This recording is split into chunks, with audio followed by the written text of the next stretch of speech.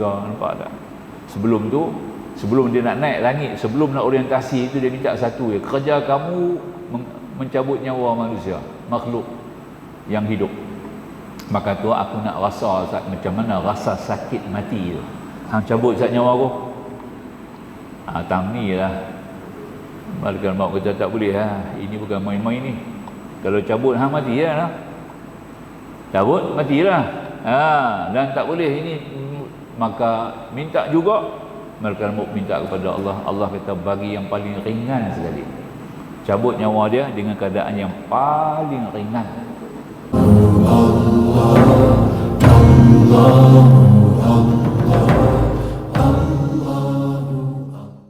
Ikhwatul iman, ikhwatul Islam.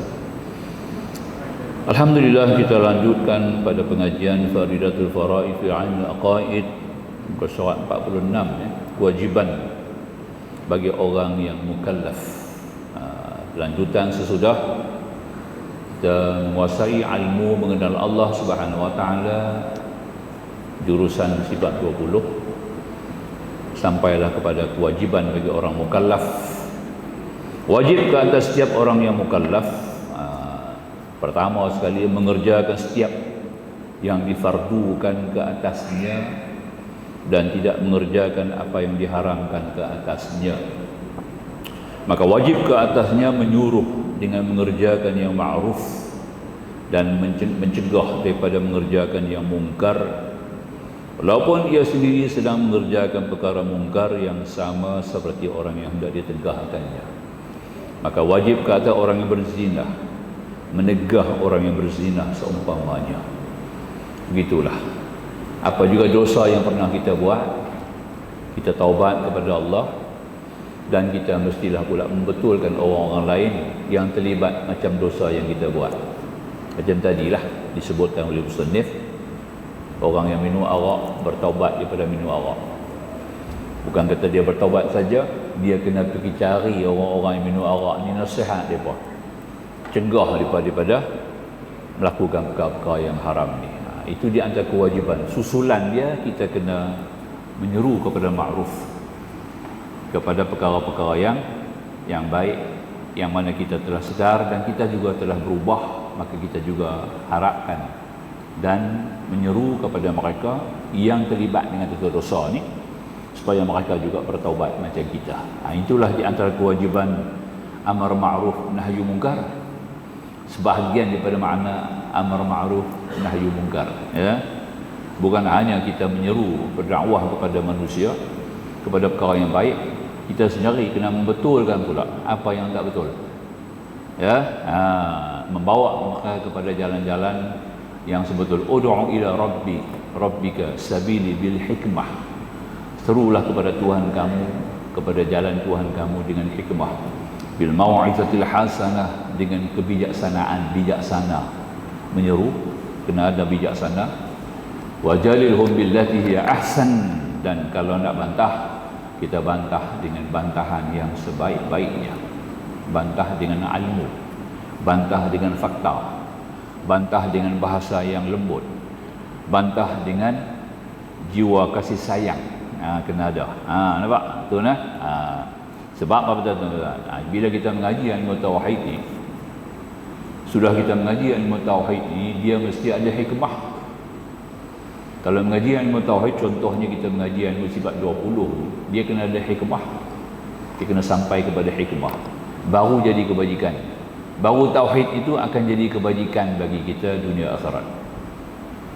Kalau tauhid itu tidak sampai hikmah, tauhid itu hanya tinggal sebagai ilmu, duduk dalam kitab, hanya duduk dalam ingatan kepala kita, tak jadi benda. Tauhid itu dia mesti sampai kepada hikmah. Sebab Allah kata, wa may yu'tal hikmata faqad utiya khairan katsira. Maka barang siapa yang Allah anugerahkan hikmah kepadanya, maka dia akan melaksanakan kebajikan yang banyak. Nampak tak? Tak ada hikmah, kita tak boleh buat kebajikan, tidak akan sampai kepada kebajikan. Jadi maknanya kita menuntut ilmu tauhid, kita kuasai ilmu tauhid, kita kuasai ilmu sifat 20, mengenal Allah dengan segala sifatnya tadi ini, dia mesti menjana kepada hikmah. Hikmahnya 3. Kalau tak sampai 3, kita belum tauhidkan Allah lagi. Tak sampai. Tauhid itu hanya duduk dalam kitab. Ya, hanya duduk dalam kitab, duduk dalam gagasan ilmu, hanya duduk dalam pemikiran kita dan ingatan kita saja, tidak memberikan apa-apa kebaikan. Tauhid sehingga kita jadi ridha kepada Allah. Nampak tak? Ya, mengenal ilmu tauhid, mengenal Allah, mengenal sifat-sifat Allah, sehingga kita jadi hamba Allah yang ridha kepadanya. Tauhid, ridha itu hikmah. Ridha itu hikmah. Kalau tak sampai ridha, duk tauhid saja, tak jadi mudah. Sebab itu Allah, orang yang akan kembali kepada Allah, orang-orang yang beriman, yang beramal salih, berkembali kepada Allah, seruan yang murni daripada Allah. Ya ayyatuhan nafsul mutmainnah, irji'i ila rabbiki radiyatan mardiyah, fadkhuli fi ibadi wadkhuli jannati. Wahai jiwa-jiwa mutmainnah, jiwa yang tenang, jiwa yang dipenuhi dengan sakinah. Ya, kata Allah, irja'i ila rabbik, kembalilah kamu kepada Tuhan kamu. Radiyah, redha. Nampak tak? Hamba yang redha saja yang kembali kepada Allah. Tak redha macam mana nak kembali kepada Allah? Nampak tak? Nampak tu? Kena sampai redha. Radiyatan mardiyah, redha dan diredai. Itu dia pun redha, Allah berredha dekat dia.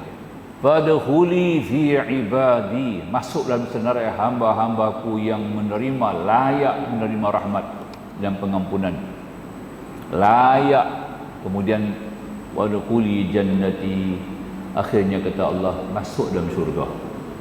Nampak ya? Jadi kita kena sampai hikmah yang pertama, mengaji ilmu tauhid sampai kepada ridha. Kedua, tauhid menjana kita kepada tawakal. Nampak tak? Ya. Innamal mu'minuna idza dzukirallahu wajilat qulubuhum wa idza tuliyat 'alaihim ayatuhu zadatuhum imana wa 'ala rabbihim yatawakkalun. Tengok. Ya, hanya saja orang yang beriman, apabila disebut akan nama Allah, gemetar hatinya, ada feedback. Gemetar hatinya, hidup mata hatinya, segar mata hatinya. Ya. Jadi apa yang dikatakan tadi ini, wa idza tuliyat 'alaihim ayatuh, bila dibaca ayat-ayat kepadanya, zadatuhum imana, maka bertambah imannya, sentiasa melonjak-lonjak, sentiasa bertambah-tambah. Kemudian sikap dia, wa 'ala rabbihim yatawakkalun, kepada Tuhan mereka bertawakal. Itu nombor 2, tawakal. Nampak tak? Semuanya kita bawa dalil, bukan sembang-sembang kosong. Ilmu kena ada dalil. Tauhid mesti sampai ke peringkat tawakal. Kalau sudah redha, sudah tawakal, maka sampai yang ketiga. Yang ketiga, ikhlas dan kasih sayang. Sayang, yang penting adalah sayang. Mesti sampai kepada mahabbah. Jadi 3, redha, tawakal, mahabbah. Kita buat ibadat kepada Allah, kita tunaikan segala perintahnya kerana kita sayang kepada Allah. Nampak tak? Ya, seperti kita dalam keluarga kita, sama-sama kita, seorang suami, ya, yang menjaga, menguasai, melihara istrinya atas dasar sayang, kan bagus itu. Seorang istri yang mentaati, ya, yang memberikan khidmat kepada suaminya kerana kasih sayang, kan bagus tu. Dengar pun sedap ya. Kalau kasih sayang semuanya perfect, jadi betul. Tak sekurang-kurang perfect pun dia jadi kepada tahap yang terbaik, excellent. Itu paling kita penting, ya. Kalau buat apa benda kasih sayang ni memang dia sempurna lah, ya. Tak gitu kan? Maka itu dia kena ada 3. Kalau tauhid tak sampai 3 ni, belum tauhid lagi. kosong. Tauhid mesti hikmah, tiganya. Pertama, kena redha. Kedua, tawakal. Yang ketiga, mahabbah, sayang kepada Allah. Alhamdulillah. Adalah kesan kitab ni kita mengaji. Adalah dia punya kelebihan. Berbaloi lah. Ya, boleh sampai ke situ, tuan-tuan lah. Perempuan muslimah muslimin sekalian, kena cari. Kena cari ya. Itu dah. Boleh? Alhamdulillah. Jadi baru kita boleh tunai perintah Allah yang dikatakan tadi ini, mengerjakan setiap difardukan ke atasnya, tidak mengerjakan ini haram, ya. Serta mencegah daripada segala kemungkaran dan sampailah kepada dia sendiri. Menyeru, membawa, berdakwah. B. Memelihara kuliah yang 6. Agama ni dia ada 6 kuliah. Kita lah yang masuk kuliah tu. Kita ni orang ahli kuliah lah. Agama kita ni, agama Islam ni, kehidupan kita sebagai seorang hamba Allah, sebagai seorang manusia pertama, kedua sebagai seorang hamba Allah, ketiga sebagai seorang muslim, dia ada 6 kuliah. Bukan kuliah ni pun kuliah juga ni, kita panggil kuliah juga, ya. Kita kena masuk dalam kuliah yang 6 ni. Kita kena sedar seolah-olah kita berada dalam kuliah sekarang. Allah hantar kita buat sementara je muka bumi ini supaya kita masuk kuliah. Faham ya? Nah, sementara ya, 60-70 tahun Allah bagi umur kat kita tadi, kita masuk dalam kuliah. Sementara kita nak balik kepada Allah. Kuliah yang 6 ini, pertama, memelihara agama. Paling penting, memelihara supaya tidak terjadi kafir, tidak mencederakan segala yang wajib dan tidak melakukan segala yang haram. Kerana memelihara agama itu syaratkan memerangi sekalian orang kafir, harbi dan yang murtad, dan menyediakan apa yang termampu oleh kita daripada segala kekuatan dan pentadbiran yang dapat menolak kejahatan mereka. Pertama, kena jaga agama. Ad-din. Itu yang paling tepat. Kita kena jaga ad-din. Ya, ad-din. Boleh kata dah faham ad-din tu agama, agamalah. Ad-din ya. Jaga 3 agama. Apa dia? Jaga rukun agama dulu. Rukun agama jaga dulu. Rukun yang pertama agama Islam. Rukun agama yang kedua iman. Rukun agama yang ketiga ihsan. Ya. Tak ada rukun, kita tahulah benda tu tidak sah. Betul tak? Faham kan? Boleh kita faham kan? Setiap urusan kalau tidak ada rukun maka tidak sah. Semayang tak ada rukun, habis. Kalau semayang 13 rukun, kena ada 13 rukun tu, baru sah semayang kita. Tak ada 13 rukun, semayang tidak sah. Agama pun begitu juga. Kalau tidak ada 3 rukun ini, kita belum lagi beragama. Kacau tu lah. Pertama, Islam. Akhbirni anil Islam, kata Jibril, tanya Nabi. Nabi pun jawab, Islam itu kamu melafaz mengucapkan 2 kalimah syahadah, kamu bersembahyang 5 waktu, kamu mengeluarkan zakat, kamu berpuasa di bulan Ramadan, tunaikan haji bagi yang mampu sampai kepadanya, yang ada istita'ah. Sadaqta, benar kamu, betul ya Muhammad jawapan itu. Itu dia. Tanya Jibril, ya. Kemudian tanya lagi, akhbirni 'anil iman, tanya lagi, apa dia iman ya Muhammad? Khabarkan kepada aku. Duduk dengar, sahabat semua duduk dengar. Dalam halaqah tu sahabat semua ramai duduk dengar. Orang ni tanya, dia tak kenal siapa orang ni. Tiba-tiba muncul tanya Nabi.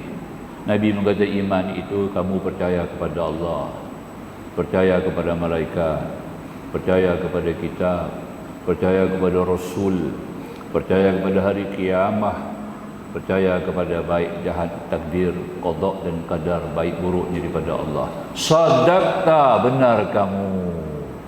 Ya. Tu, 2. Maknanya kita kena ada lah semua ni. Rukun yang 5 Islam tu kena ada, rukun iman yang 6 tu kena ada lah. Kenalah kuasai, mestilah dengan ilmu. Kalau kita tak cari ilmu, mana nak jumpa benda ni? Bayangkanlah berapa ramai umat Islam yang ada ilmu ni. Nampak tak? Ya. Majoritinya tidak ada. Nauzubillah. Sebab tu Tuhan sebut dalam Quran, wa qalilun min ibadiy syakur. Amat sedikit sekali hamba-hambaku yang bersyukur. Statistik Tuhan bagi sendiri. Maknanya syukur tu antara seperti makna syukur itu kita dapat menguasai rukun agama dengan baik, itu artinya syukur. Syukur artinya membalas. Membalas sebagai satu terima kasih kepada Allah. Nampak tak? Jadi makanya kita kena fahamlah. Rukun agama 3 perkara. Yang pertama Islam, selesai. Masalah syahadah, selesai. Masalah sembahyang, selesai. Masalah puasa, selesai. Masalah zakat, usai. Masalah haji sudah pun terlaksana, alhamdulillah. Ada 5 rukun ni kita buat dan kita faham dan kita reti, kita buat dengan ilmu, bukan ikut-ikut. Mesti dengan ilmu. Maka jadilah rukun Islam tu benar. Sebab tiap rukun ada syarat. Kalau tidak ada syarat, rukun tidak akan terbina. Tidak akan terbina rukun kalau tidak ada syarat. Betul? Sebab tu syarat penting. Ya, rukun sembahyang 13. Syarat dia kena ada.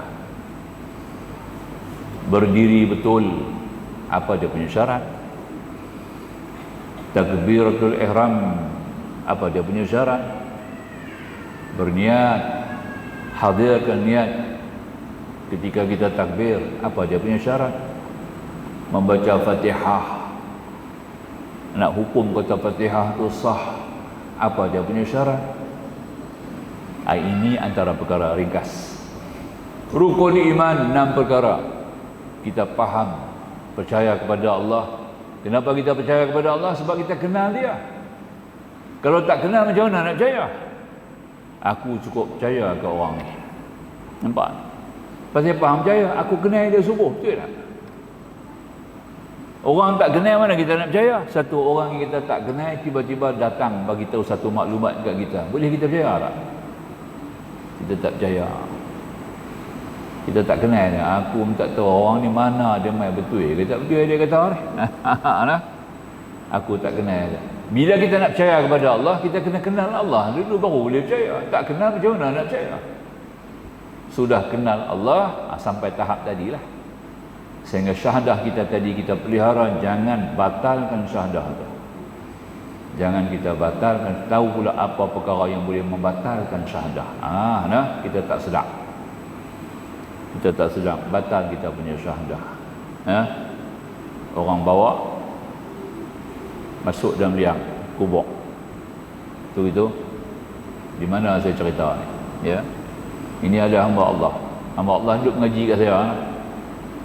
Hamba Allah ni orang yang rajin mengaji, memang ikut kuliah-kuliah saya di pulau lah, sebarang dia tak main. Ya. Dia sendiri cerita riwayat hidup dia. Dia kata, Ustaz, masa saya dulu, masa kecil-kecil lah, dia kata kena jaga lembu ayah. Ayah adalah lebih kurang 11 ekor lembu. Saya nak kena jaga lembu, pergi sekolah, lembu pun kena jaga. Dan bawa lembu kena heret, lembu kena lepas, lembu petang-petang kena bawa balik lembu. Dia kata setiap kali petang nak balik bawa lembu tu, nak pergi ke rumah, ke kandang lembu tu, tempat lembu tu, tempat dia tu, dia kena lalu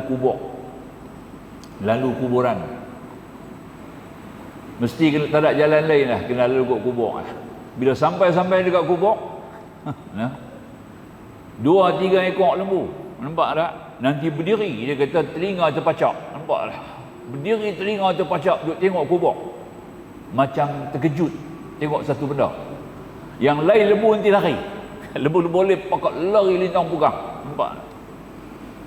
Cuma 2-3 ekor ni berani sikit lah kot. 2-3 ekor ni garang sikit, lembu garang ni dia tak lari ya. Tapi dia terkejut ya. Dia berdiri dengan begitu punya, berdiri tak goyang, berdiri tegak dengan telinga terpacak, duk perhati lembu. Maknanya dapat lihat sesuatu. Dia pun tanya kat saya, apa cerita ni Ustaz ni? 3 tahun dia kata saya duk buat kerja bawa lembu macam ni lah. Tiap-tiap petang bawa balik lembu akan jadi lagu ni lah. Sampai di tanah perkuburan 3-4 ekor lembu nanti buat cerita latah ni. Apa benda? Memang ada hadis Nabi sallallahu alaihi wasallam. Mayat orang-orang kafir ni dia akan dipukul dalam kubur dia. Orang-orang kafir akan dipukul dengan lebih berat daripada orang Islam. Orang Islam yang maksiat ni kurang sikitlah dia punya azab. Orang kafir dia punya azab terlalu kuat, bila dipukul mereka akan menjerit dengan sekuat-kuatnya, ya. Jeritan-jeritan ini hanya didengar oleh binatang. Nampak? Tidak didengar oleh manusia dan jin, tak dengar. Hadis sahih. Rupanya kuburan yang dalam itu kubur orang Islam. Kubur orang Islam. Ada juga mayat-mayat dalam tu yang disemadi dalam tu yang menjerit kuat kerana dipukul. Mana bukti dia? Hak lembu-lembu ni nampak. Lembu nampak, nampak tak? Lembu nampak menjerit. Ya. Macam mana terlepas masuk dalam kubur kita? Inilah masalah dia, tuan. Kerana tidak menjaga syahadah. Nampak tak? Kita pergi simpan dia, kita pakai IC kan. IC tulis Islam, kita pergi bual kubur orang Islam, betul tak? Mana pergi bual kubur orang lain? Tak boleh. IC dia tulis Islam, agama Islam, kena pergi simpan kubur orang Islam lah. Tapi sebenarnya dia tu sudah terkeluar kepada Islam kerana syahadahnya rosak, kerana mungkin terlibat dengan perkara-perkara yang merosakkan syahadah. Mungkin akidah, mungkin perbuatan, mungkin perkataan dia.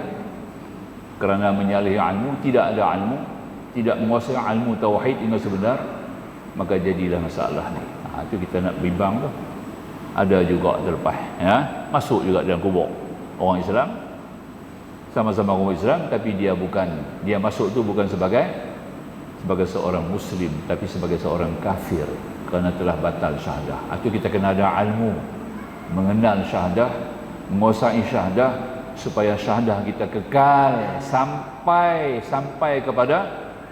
kepada pertanyaan yang akan ditanya dalam kubur. Kedua-dua malaikat itulah yang akan membenarkan sama ada kita punya syahadah betul ke tak betul. Nampak tak? Dia kena pelihara. Selagi duduk bernafas, kita kena jaga syahadah kita sehingga kita masuk kubur nanti dengan jawapan yang betul. Man rabbuka? Allahu rabbi. Boleh jawab lagu tu dengan terang. Ini jawab bukan pakai ingat, bukan pakai ilmu. Dia dah tentu, dia terletak atas lidah kita. Allah dah letak siap atas lidah kita, kerana syahadah itulah yang kita anut ketika kita hidup. Yang kita anut ketika hidup, yang ni Allah tu Maha Asa, kita tidak sekutukan Allah, maka dia akan keluar jawapan Allahu Rabbi, Allah Tuhan aku. Muhammadin Nabiyyi, Muhammad Nabiku. Nampak? Wal Islami dini, Islam agamaku. Wa Qur'ani imami, Qur'ani imamku.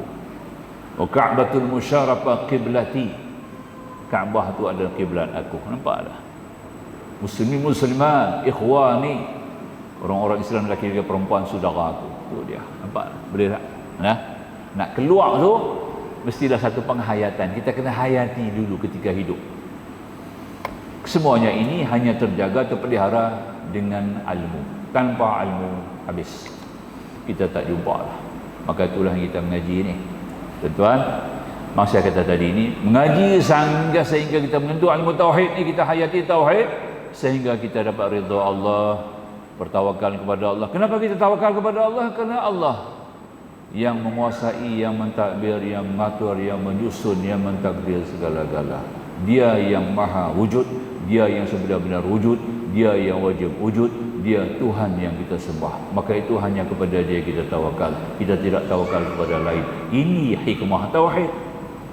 Kita redha apa yang Tuhan buat semua adalah betul, benar, jelas, tidak salah. Kerana kita lihat pada sudut yang mencipta jadi adalah maha bijaksana Allah.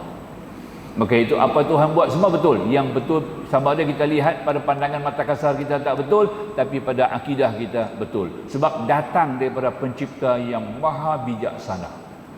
Allah tidak buat benda-benda yang salah. Tuhan tidak buat kekurangan. Kerana Allah tidak ada kekurangan kepada Allah. Subhanallahil azim. Dia faham? Ya? Maka itu kita ridha. Apa yang Tuhan buat semua, ridha. Apa yang Tuhan buat semua, betul. Ma tara fi khalqir rahmani min tafawut. Maka tidak ada sebarang kecacatan, kesilapan, kekurangan, kerosakan, kepincangan dalam penciptaan Tuhan yang Maha Rahman.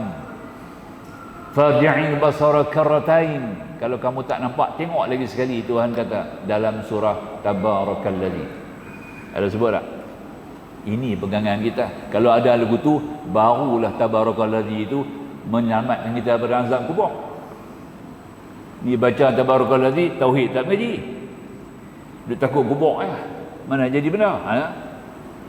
Baca Tabarakalladzi sebelum Nabi tidur, Nabi baca. Nampaklah ya. Bukan lepas Isya Nabi baca tak? Sebelum tidur. Nak faham tak? Kita lepas Isya baca, lepas Isya pergi buat kerja lain lagi. Makan, minum, tengok TV, tengok bola apa semua dah. Ini bukan tempat dia. Nabi baca Tabarakalladzi sebelum tidur. Ni nak pergi tidur ni, Nabi baca. Nampak tak? Habis-habis baca, Nabi tidur. Tang tu ya. Nabi bukan ada katil macam kita. Tang tu Nabi tidur. Nampak tak? Tempat Nabi tidur tu, Nabi nak tidur tu, tang tu Nabi baca. Dan dibangun, dia sembahyang 2 rakaat dan dibaca. Dalam 2 rakaat tu Nabi akan baca 2 surah Alif Lam Mim Sajadah dengan Tabarakalladzi. 2 surah Nabi baca dalam sembahyang. Habis-habis sembahyang ada wuduk lagi, baru Nabi tidur. Nampak tak? Kita macam lepas Isya. Lepas tu balik lagi saat ni, pergi mana ke, pergi sini, pergi singgah sana. Kalau saya nak ke singgah pergi makan lagi, jangan ajak pergi makan pula. Nampak tak? Mana nak kenal tempat tu? Dia kata bukan lepas Isya, dia kata sebelum tidur. Bukanlah Tabarakalladzi itu kena baca sebelum tidur baru terlepas pada azab kubur. Surah itu boleh menyelamatkan pembacanya daripada azab kubur. Dia tak kata kena baca sebelum tidur.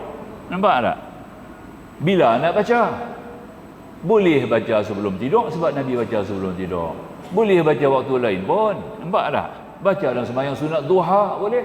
Sembahyang sunat duha baca 8 rakaat sunat duha.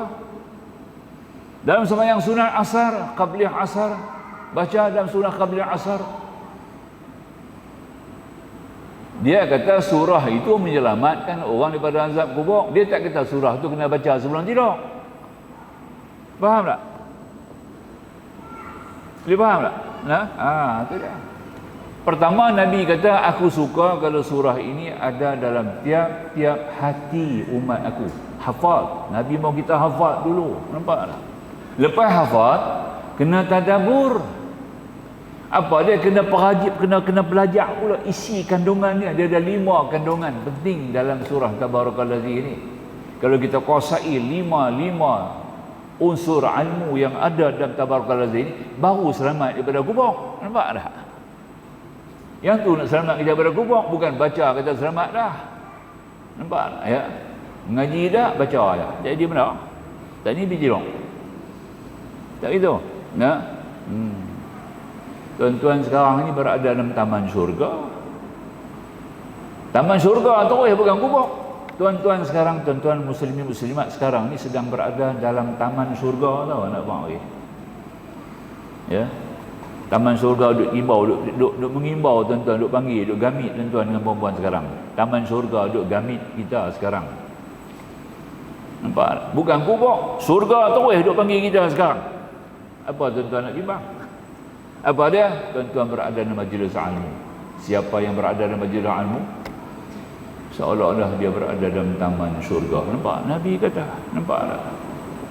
Apabila kamu lalu, kamu berjalan, kamu jumpa taman syurga, masuk, masuk, Nabi kata. Bila jumpa majlis ilmu, masuk, sebab itu taman syurga. Tuan-tuan, kalau matilah ni lah. Balik-balik saat ni mati, tak buat kerja lain kan? Taman syurga lah, senang-senang. Nampak tak? Senang penggali kubur nak korek kubur itu. Nampak? Ya. Senang dia gali kubur. Ya. Tanya penggali kubur daripada pengalaman. Ada kubur payah nak korek tau. Ada kubur senang kubur korek. Ada kubur tak nak seronok kubur. Ada kubur di pas seronok korek. Ada dia tanya tu tanya apa ni undertaker. Bukan wrestler, undertaker. Yang duk jaga kubur cuba tanya kat dia. Pengalaman hang duk korek kubur tadi, ada tak hang masa tak nak korek kubur tu hang rasa tak syok nak korek kubur tu? Mesti ada. Kita ada. Ada tak ketika-ketika hang rasa senang nak korek kubur kawan tu? Senang dia kata. Ada tak masa-masa ketika hang korek kubur hang rasa cepat sangat, tak dah korek dah? Ada. Cuba tanya pengadil kubur. Daripada pengalaman tu. Ya? Kalau senang korek kubur, dia pun suka kubur, tu ahli syurga lah tu. Nampak tak? Orang nak masuk kubur tu ahli syurga lah. Sebab dia masuk taman syurga. Nampak tak? Kalau penggali kubur tu rasa lihat Allah, malas nak korek kubur. Dia korek dia rasa lama nak korek kubur. Boleh cek boleh. Orang yang mati itu dia punya latar belakang. Memang betul tak silap.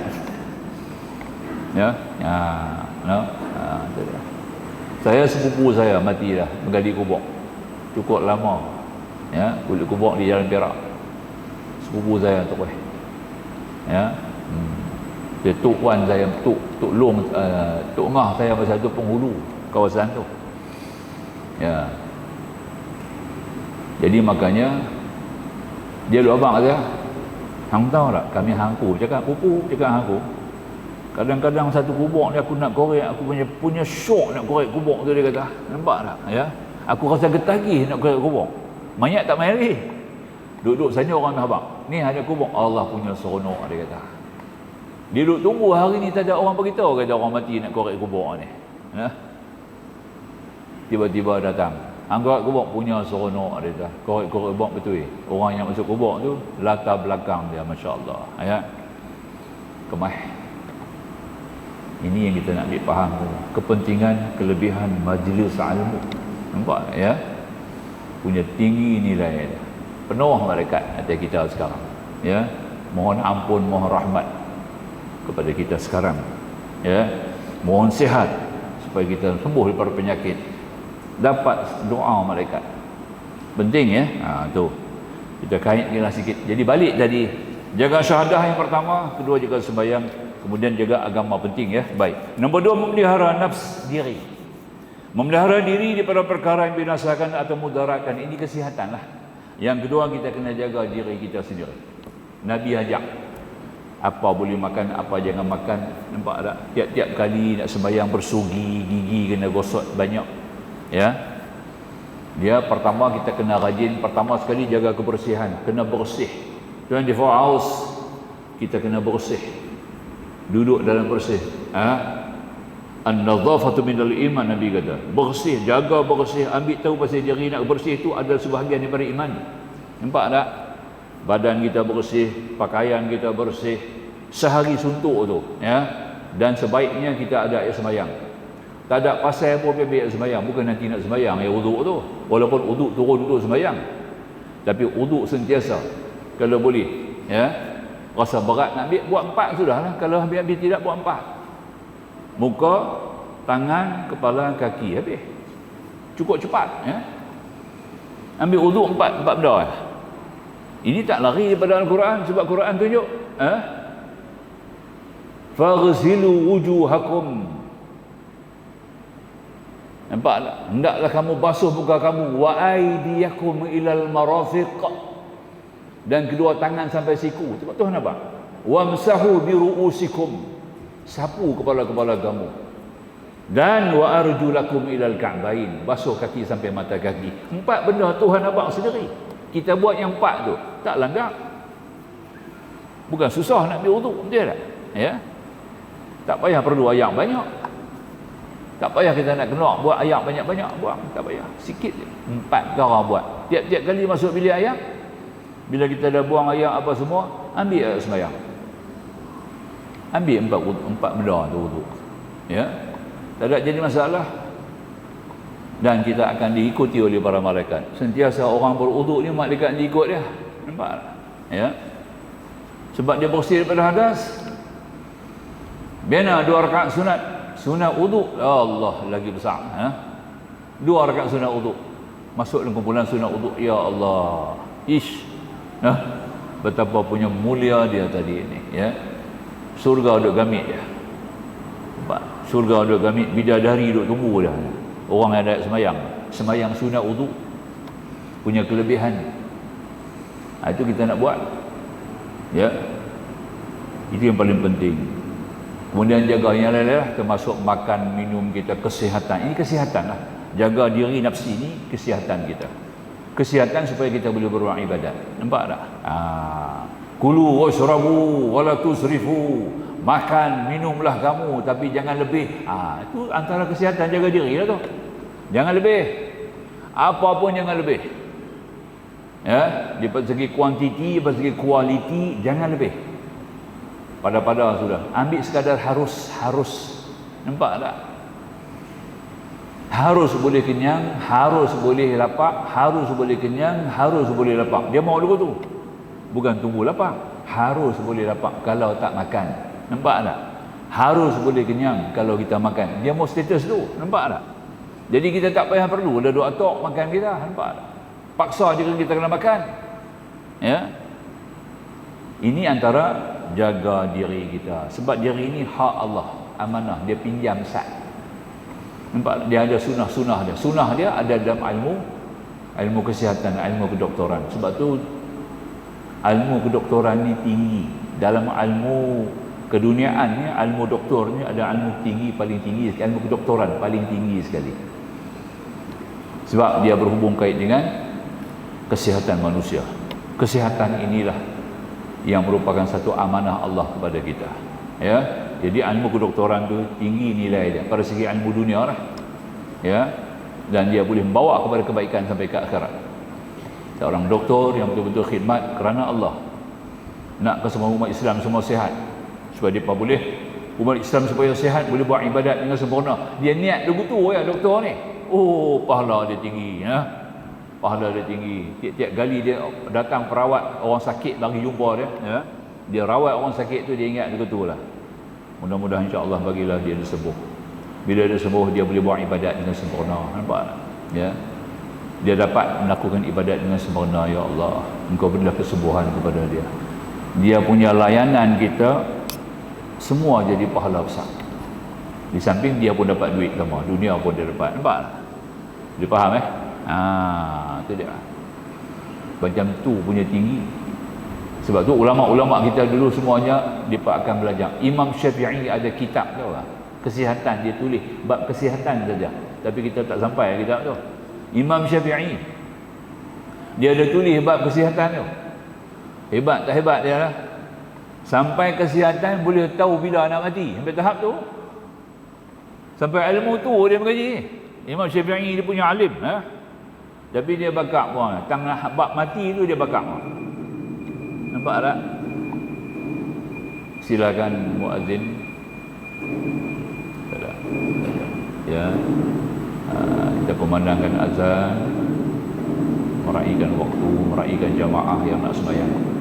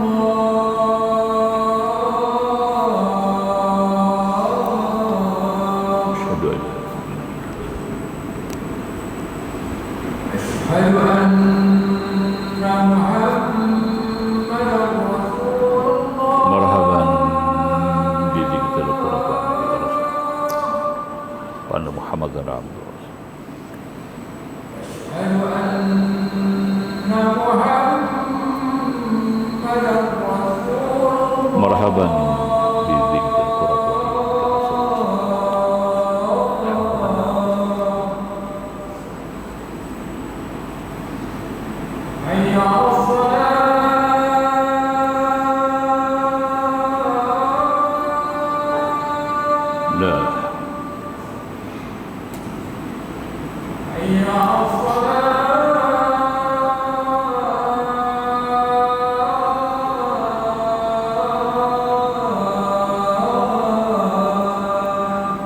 haula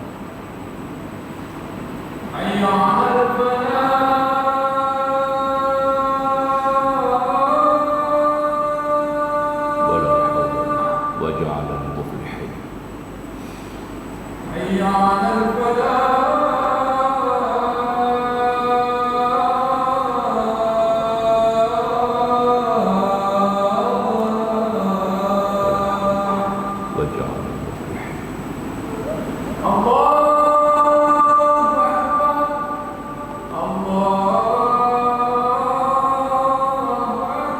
Allahu akbar, Allahu akbar.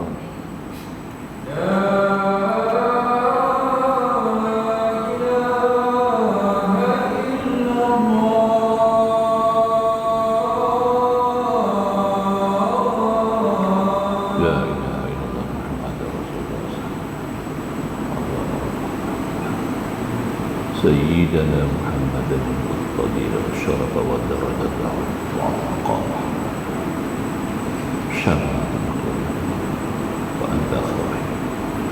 Hamdan lillah wa salatan wa salaman ala rasulillah wa alihi wa sahbihi wa man nasarahu wa wala ababa. Itu memelihara nafs dirinya. Kemudian yang ketiga memelihara akal. Memelihara akal. Dua perkara, tumbesaran akal dan juga anggota kita. Mengikut, ini bukan mengikut kesihatan, mengikut Sayyidina Ali radhiyallahu ta'ala anhu. Sayyidina Ali ada sebut, dia kata kita punya kerangka jasad kita tadi ini, tumbesaran dia berakhir pada umur 22. Umur 22 tulang kita dah besar tu tak besar lah. Kalau tulang nak besar sebelum 22, sampai umur 22 kita punya tulang, kita punya bentuk parah tubuh badan kita dah banyak tua. Ya. Betih kita besar mana, kaki kita besar mana, tinggi kita tinggi mana bila sampai umur 22. Nampak tak? Lepas pada tu kalau besar pasal lain, dia banyak lemak lah. Nampak tak? Besar pasal lain. Bukan, kalau badan kita, fizikal kita tumbuh saran dia mengikut Sayyidina Ali umur 22. Lepas 22 tu dia tak besar lah. Dia duduk banyak tua. Jadi sebelum 22 tu kita kena usaha lah, ya, lakukan suatu perkara, apa-apa yang boleh kita buat, exercise ke apa begitu begini, supaya dia akan jadi tubuh yang kemas. Akal kita pula sampai umur 28. Kekuatan akal Tuhan bagi kepada manusia tu bila sampai umur 28. Ini mengikut Sayyidina Ali, bukan kesihatan. Ada sebut dalam kitab Sayyidina Ali kata, Allah bagi ilmu dekat dia, dia faham 28 akal kita habis, Tuhan tutup banyak tu ya kekuatan akal kita. Yang kata tadi ini dia akan dikembangkan, akal itu akan disegarkan, akan dimesrakan dan akan diberikan kekuatan dengan ilmu dan pengalaman dua. Nampak? Ilmu dan pengalaman lah yang mengangkat darjat akal kita. Faham? Kekuatan akal hanya sekadar umur 28. Akal tu akan memberikan kekuatan, pertambahan, nampak tak? Ya, rumusan-rumusan yang mendatang, idea-idea yang menimbul. Ini adalah datang dengan kerana dua. Pertama ilmu, kedua pengalaman. Nampak ya? Maka tu tuntutlah ilmu sebanyak-banyak mungkin supaya akal itu lebih segar. Imam Ghazali mengatakan dalam Risalatul Qushairiyah kitab dia, lagi banyak ilmu yang kamu kuasai, lagi luas ilmu yang kamu kuasai, akan lebih banyak limpahan ilmu daripada Allah secara laduni. Itu dia, nampak? Tuhan akan ajar kita ilmu yang kita tak tahu. Nampak? Orang yang betul-betul ya bertungkus lumus pagi petang siang malam menimba ilmu, ada jalan ilmu dia akan tuntut, ada jalan ilmu dia akan cari. Nampak tak? Banyak merujuk. Maka itu Allah tunjuk satu Nabi, seorang Rasul Dalam hidup tu dia boleh menjelajah seluruh alam. Nampak tak? Ya. Dia pergi tengok lah. Diberi Allah kesempatan orientasi, melihat seluruh alam. Alam-alam ghaib pun dia dapat tengok. Tapi tak sepenuh seperti Nabi Muhammad lah. Ya. Hanya alam-alam yang layak bagi seorang manusia melihat. Alam mulki ni dunia, alam malakut, malaikat langit dia dapat tengok. Nampak? Cakap tu lah. Siapa dia? Nabi Allah Idris alaihissalam. Kenapa Idris? Nama dia Akhnuh. Nama Nabi Idris yang betul Akhnuh. Gelaran, dibagi gelaran kepada dia Idris. Arab kata Idris ni orang yang rajin tadarus, membaca. Nampak tak? Dia banyak membaca. Nabi Idris ni seorang rasul yang banyak membaca. Nampak tak? Suhuf-suhuf yang datang awal turun kepada Nabi Adam, turun kepada Nabi Allah Syis alaihissalam, dia baca. Suhuf-suhuf kepada Nabi Allah Syis alaihissalam, dia baca. Nampak tak? Maka tu dia kuasai banyak ilmu Idris, sehingga menjadi minat begitu kepada malakal maut. Malakal maut duk intip kita hari-hari, duk tengok kita. Malaikat yang paling banyak duk tengok kita, di ziarah kita, malakal maut lah. Dia lah paling intim dengan kita, malakal maut ni. Maka dia duk tengok Nabi Idris ni, sehingga dia jadi suatu kegemaran, begitu cinta Nabi Idris. Pasal dia rajin membaca, suka membaca. Minta izin kepada Allah, ya Allah, boleh tak bagi satu kelepasan dekat dia, minta off sikit. Nabi Idris, malaikat maut minta off. Kita kata bahasa tu orang faham lah. Habuan nak pergi kunjung Nabi Idris, nak berkenal-kenalan secara dekat. Allah izin pergi. Itulah kelebihan orang tuntut ilmu tu. Nampak? Sampai malaikat maut pun teringin nak jumpa, Allah izin dia pergi jumpa. Berupa macam manusia, kemudian dia perkenal. Dia tanya kat dia, siapa betul-betul ni? Baru dia kata, aku ni malaikat maut. Aku minta kelepasan daripada Allah untuk bertemu dengan Tuhan. Nampak tak?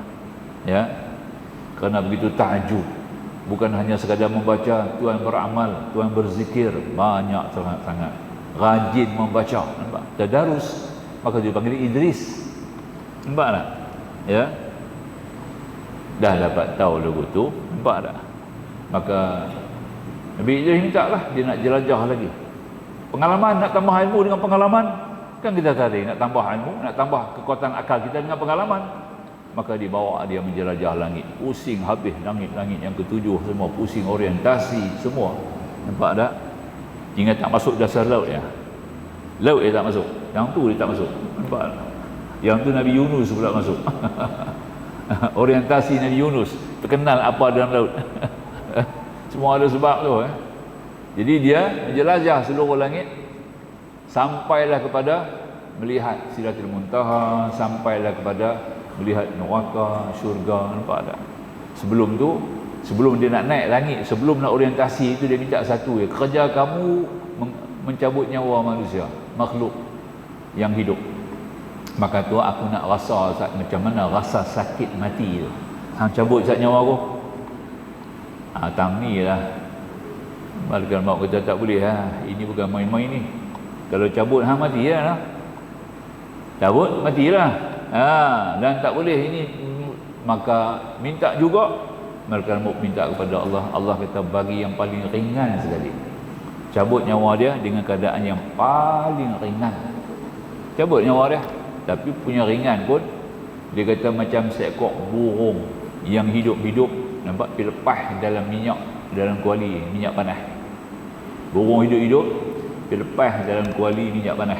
Macam tu lah sakitnya roh tu bila keluar daripada badan kita.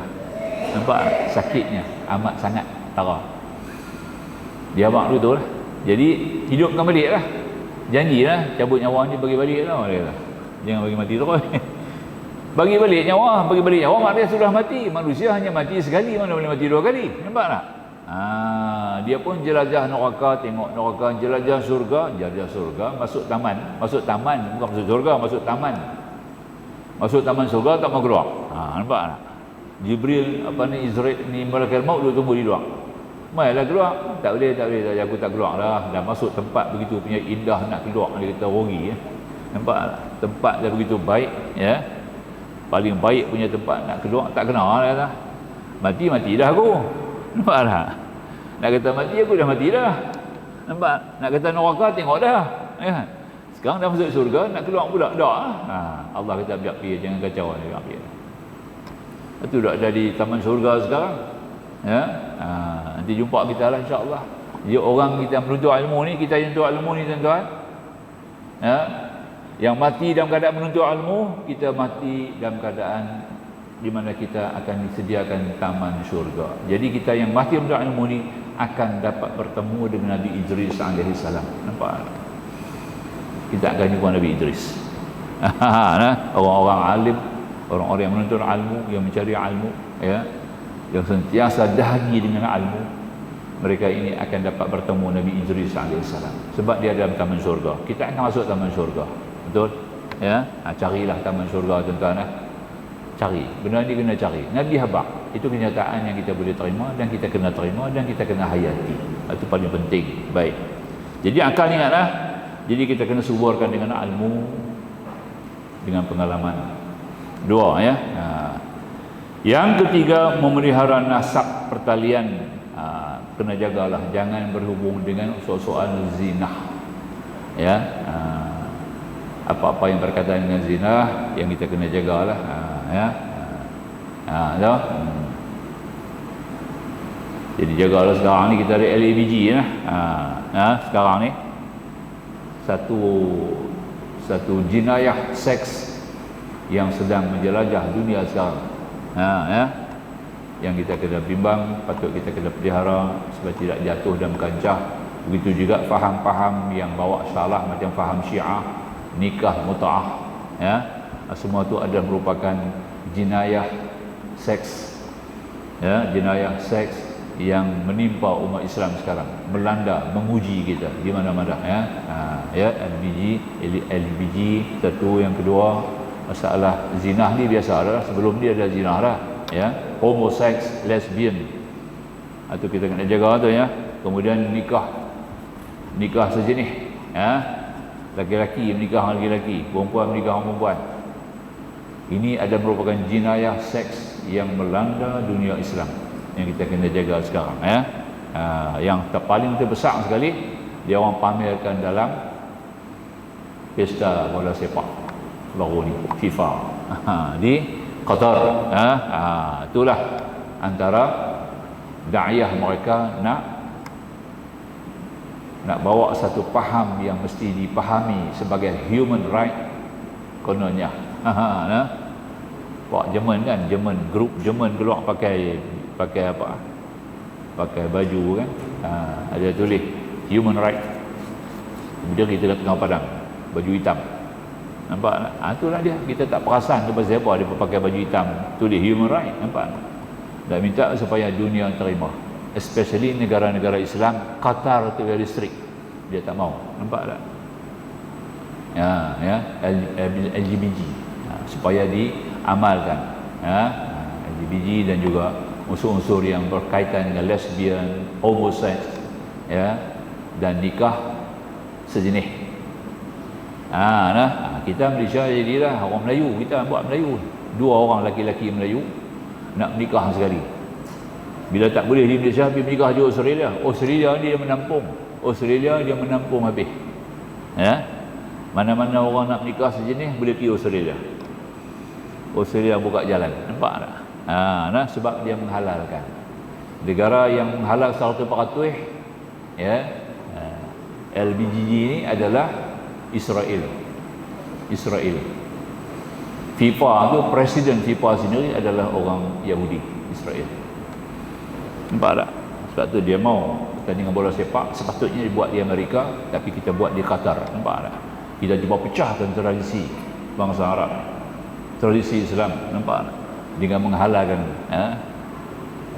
LGBT ini dan juga unsur-unsur human right. Nampak ya? Akhirnya Qatar strict, Qatar tak bagi laluan, Qatar tak bagi langsung laluan, ya. Panggil pula Zakir Naik bagi ceramah pada pembukaan. Ya, menyebabkan marah pula kerajaan India, marah pula. putus hubungan diplomatik dengan Qatar. Nampak? Ya. Tu. Dan seterusnya jadi ini tak boleh juga dapat juga kat depan satu bola tu sendiri ada lambang LGBT. Nampak? Lambang dia adalah pelangi. Bola depan, bola sepak. Tak apalah. Ya. Orang Qatar, Raja Qatar kata biar-biarlah bola tak apa depa sepak kan. Depa sepak lambang depa sendiri tak apa, biar-biar. Nampak tak? No? Hak lain tak boleh. Qatar very strict ya. Alhamdulillah terus dia dengan Islam dia, alhamdulillah. Itulah antaranya kita dan memelihara nasab keturunan, akhirnya memelihara harta. Memelihara daripada guna pada apa yang tidak diizinkan syarak. Harta kena jagalah, harta yang tidak halal, harta anak yatim, apa semua ni lah ya, masuk urusan-urusan yang berkaitan dengan risuah dan riba. Ini unsur-unsur yang kita kena pelihara. Jadi 5 kuliah ini adalah penting, wajib kita kena pelihara. Pelihara agama, pelihara akidah, pelihara solat, pelihara amalan, pelihara segala kekuatan-kekuatan iman. Kedua, pelihara diri daripada sekarang boleh mudaratkan diri kita atas konsep la dirar wala darar wala darar, ya, tidak ada kemudaratan pada diri dan tidak ada mudaratan pada orang lain. Nampak? Konsep Islam, jangan memberi mudarat dan jangan dimudaratkan. Itu konsep kita. Nampak ya? Ada hadis Nabi SAW. Kemudian yang ketiga, jaga akal.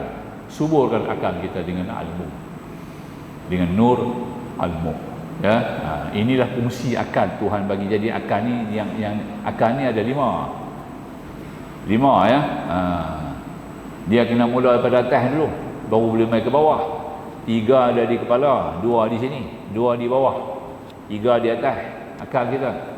Seperti Imam Ghazali kata Ihya Ulumuddin, akal adalah nur yang Allah jadikan di mata hati, bukan letak.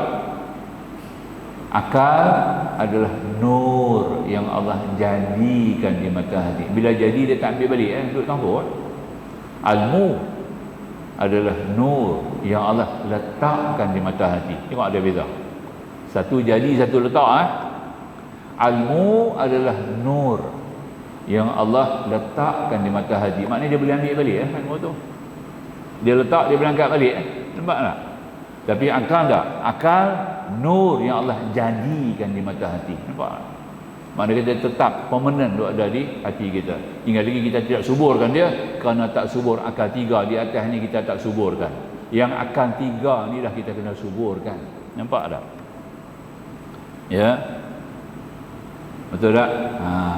Pertama sekali kita kena bimbang tentang ilmu. Maknanya kita kata tanggapan ilmu, mengisi ilmu sebanyak mungkin. Ya, dia panggil akal fikir, itu fikri, itu nombor 1. Peranan akal fikir adalah mengisi ilmu. Nampak tak? Memikirkan. Tafakkaru fi khalqillah wala tafakkaru fi zatillah, Nabi kata. Fikirlah kamu kepada makhluk Allah, jangan kamu fikir pada zat Allah. Banyak fikir pada makhluk Allah. Ya. Tapi hari ini kita fikir makhluk Allah aja. Kemudian kita henti, kita tak lanjutkan. Nampak tak? Itu banyak kita punya saintis yang wujud tadi ni di atas muka bumi ni, ya, yang bukan beriman kepada Allah. Ya. Kerana mereka tidak perpanjangkan dia punya akal tu sampai ke sini. Dia hanya duduk 3 tahun ni, tak bawa ke sini. Nampak tak? Dia kena bawa ke sini. Sini dia panggil ulul albab. Nampak tak? Ada 2 akal di sini. Ya. 2 akal. Akal fuadak, akal fuadak, akal albab. Ada 2. Ya, ada 2. Fuadak ni dia boleh faham, dia boleh reti, tengok apa Tuhan buat semua, dia boleh baca hikmah. Nampak? Ya, dia boleh baca setiap hikmah yang Tuhan buat tu, ada rahsia-rahsia yang dia boleh faham. Kerana dia celik mata hatinya celik. Nampak tak? Mata hati celik, nampaklah kerja-kerja Allah. Ya. Apa yang Tuhan buat ni ada hikmah. Ya. Dia akan terima dengan hati, dia akan keluar mulut. Rabbana ma khalaqta hadza batilan subhanak faqina azabannar. Rabbana, ya Tuhan kami, Ma khalaqta hadza batilan, apa yang kau ciptakan tadi tidak ada yang batil, tidak ada yang batil, semuanya ada sebab, ada pasal, ada kerana, ada ilah. Nampak? Cantik ya. Subhanak, maha suci engkau ya Allah. Selama ini kami faham, kami jahil, kami tak kenal. Hari ini kami sudah kenal. Engkau bagi kami kenal dengan ma'rifah. Kami dah kenal bahawa engkau lah Tuhan yang wujud, yang sebenar-benar wujud, yang wujud nafsiyah. Wujud nafsiyah, bukan wujud lagu tokong bukan wujud lagu orang, bukan wujud lagu benda, bukan wujud lagu yang boleh kita akalkan, yang boleh kita bayangkan, boleh kita lukiskan. Maka kita panggil wujud nafsiyah ya. Wujud yang tidak ada hubung dengan kait kewujudan makhluk. Dia bukan wujud khayali, dia bukan wujud kharaji, dia bukan wujud bana zahari, dia bukan wujud sekadar wujud almi, bukan hanya sekadar wujud almi, tidak. Dia wujud yang nafsiyah, wujud hakiki. Itu dia. Sampai tahap tu kalau kita kena faham Tuhan baru jadi benar hidup mata hati kita. Tiga. Jadi maknanya tiga di kepala ni kena disuburkan. Kena subur. Kedua, conscious mind kita panggil, akal gharizi. Dia tolong simpan maklumat. Depan kita tangkap, depan front kita tangkap, tak bagi tampak kepada. Kalau kita ada masalah kita lupa, jangan tampak pada dahi dah, jangan tampak dahi. Orang suka pap dia bagi dahi dah. Bila tak boleh pick up tampak. Itu tadi ni habis. Orat-orat tu dia terputus. Dia ada elektrik duduk berjalan orat tu, dia tangkap. Bila kita tampak dia putus kontak. Nampak tak? Ada hubung kait dengan belakang, habis. Banyak benda tak boleh faham. Banyak benda tak boleh fikir. Itu kena jaga. Dahi jangan tampak. Jangan tampak dahi. Nampak? Dan jangan picit dahi kuat-kuat. Kalau orang duk picit kepala, jaga nak. Jangan duk picit dahi kuat-kuat tau. Dahi kena jaga. Maka tu kita sembahyang wajib kena buka dahi. Nampak tak? Bagi kena tanah. Dapat dia punya earth. Dapat dia punya current, contact dengan otak kita. Nampak tak? Tanah. Maka dalam mazhab Hanafi, dia suruh sujud atas tanah. Dia nak atas tanah betul-betul. Dia tak mau kapet. Nampak tak? Masjid-masjid macam kita ni orang Hanafi, dia tak mau main kapet kan. Dia tak dapat sujud atas tanah. Dia nak sujud atas marble tu. Atas marble ke atas mozaik betul-betul atas tanah. Sebab dia ada earth contact dalam kepala kita. Nampak tak? Tapak kaki kita pun dia kena ada earth, kena pijak. Tapak kaki kena earth. Tapi kita tak dapat manfaat tu sebab kapet kita penuh. Masjid kita semua penuh dengan kapet. Nampak tak? Tambah tu imam pun 2-3 kapet lagi. Cuma masjid ni ada okey. Banyak masjid lain kan. 2-3 lai kapet. Ya Allah, macam sembahyang hati-hati. Saya cukup tak boleh, tak seronok. Nak jadi imam saya cukup lemah. Tak faham. Pasti tak mengaji ilmu ni kita tak ada. Cuba cari dia dulu. Cari kembali kenapa dahi kena buka. Orang tak pernah tanya tau kenapa sujud dahi wajib dibuka. Hak lain tak apa. Pasal pada dahi wajib dibuka. Tak ada orang tak pernah tanya. Saya orang tak pernah tanya pun. Saya mengajar sejak tahun 80. Tahun 80 saya dah mula mengajar. Sampailah hari ni tahun 2022 nak masuk 23 lah. Tidak ada satu orang pun pernah bertanya saya, Ustaz, pasal apa kita sujud dahi kena buka? Tak pernah tanya. Nampak? Saya sendiri tanya, saya sendiri jawab. Saya sendiri tanya. Nampak? Pasal apa nak tahu rahsia? Banyak jumpa. Ibnu Sina bagi tahu. Ibnu Sina dalam kitab dia terang. Nampak tak? Sebab dahi ni ada depan ni dia kata akal fikir. Kita ada akal fikir di depan ni. Urat ni dia perlu dia punya saraf-saraf ni perlu disegarkan dengan dia ada current daripada bumi. Kita jadi daripada tanah. Nampak tak? Jadi kita kena ambil daripada tanah sendiri. Unsur tanah tu kena ada. Unsur tanah tu antaranya earth. Kan kita faham earth. Orang kerja elektrik dia tahu kan. Orang TME tahu kan earth. Dia kena ada earth contact daripada bumi. Jadi earth tu kena ada, kita kena dapat earth selalu. Sebab tu orang berjalan kaki tak pakai kasut lebih sihat daripada orang pakai kasut. Nampak tak? Sebab dia banyak terdedah kepada tanah, kepada earth. Nampak tak Dia akan dapat kesegaran. Current tu daripada bumi itu sendiri panas-panas penting. Kita kena ada current tuan-tuan. Tak ada current tak boleh Badan kita kena ada current cukup. Sebab tu kerajaan Taiwan, syarikat Taiwan, dia buat satu kerusi, dia panggil magnetic chair. Ya kan? Pasal kita orang moden ni semua duk pakai kasut pagi petang dalam rumah apa ada kapet, main di masjid pun ada kapet, masuk kereta pun ada kapet, dah pakai kasut lagi, kaki kita banyak tak kena earth. Nampak? Dia orang buat alat. Buat satu alat, kita pergi duduk di alat tu sehari 2 kali. Nampak tak? 15 minit duduk nak dapat current daripada kaki sampai kepala. Ya, dia jual kursi tu, magnetic chair dia panggil. Ya, dia bagi current kat kita cukup badan kita. Ya, tu mana kita ada keluar di luar ni terdedah pada current luar pula macam-macam. Nampak tak? Jadi masalah. Ya, tak itu. Ini di antaranya kelebihan. Kita kena tahu kenapa Allah buat tu, ada sebab. Kita tak cari je. Itu kena ilmu lah. Kita rujuk kita Ibn Sina dia kaji daripada segi ni. Ya, kenapa rukuk? Kenapa tangan kita kena pegang lutut? Nampak tak? Kenapa tangan kita kena pegang lutut? Ya. Kenapa mata kita bila begitu sembahyang kita kena tengok tempat sujud? Semuanya Ibn Sina dia kaji. Nampak tak? Daripada segi perubatan. Bukan hayalan ni perubatan. Dia bagi tahu orat apa, saraf mana. Ya Allah, cantik ya.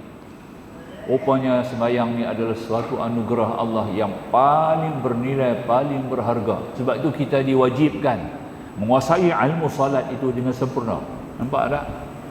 Rukuk macam Nabi kata Rasulullah, sallu kama raaitumuni usalli, sembahyanglah kamu macam aku sembahyang. Maknanya kita sama macam Nabi, mesti sejalan dengan Nabi, mesti sejalan dengan sunnah Rasulullah. Baru kita akan dapat nikmat inilah. Itulah antara yang kita nak faham insya-Allah ya. Jadi dekat tu lah kot. Ya, kita akan sambung lagi insya-Allah pada tahun depan. Ya, insya-Allah. Qul qawli hadza astaghfirullahal azim li wa lakum akhirul kalam wallahu subhanahu wa ta'ala a'lam.